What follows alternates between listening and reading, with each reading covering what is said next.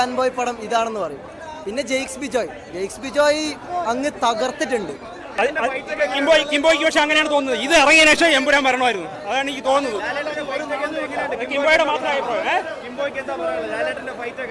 ലാലേട്ടന്റെ ഫൈറ്റ് എല്ലാം കൊണ്ടും നല്ല ഇമോഷൻസ് സീനുകളും നല്ല നല്ല അഭിനയം കാഴ്ചിട്ടുണ്ട്. ഇങ്ങനെ അഭിനയിക്കാറുണ്ടെന്ന് പലരും പറയുന്നുണ്ട്. പക്ഷെ ഇതിൽ നല്ല അതെല്ലാം തെളിയിച്ചുകൊണ്ടാണ് ലാലേട്ടൻ ഭയങ്കര പ്രകടനം കാഴ്ചവെച്ചത്. അതറിയാമോ? അതാണ്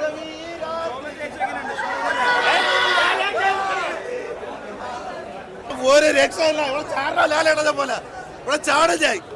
അതാണ് ലാലേട്ടായി. കിടിലം ഇവിടെ ഇനി ഡീഗ്രേഡ് പറയണ ആരും ഉണ്ടോ ചോദിക്കട്ടെ. ഡീഗ്രേഡ് പറയണമെങ്കിൽ അവ പടം കണ്ടിട്ടില്ല.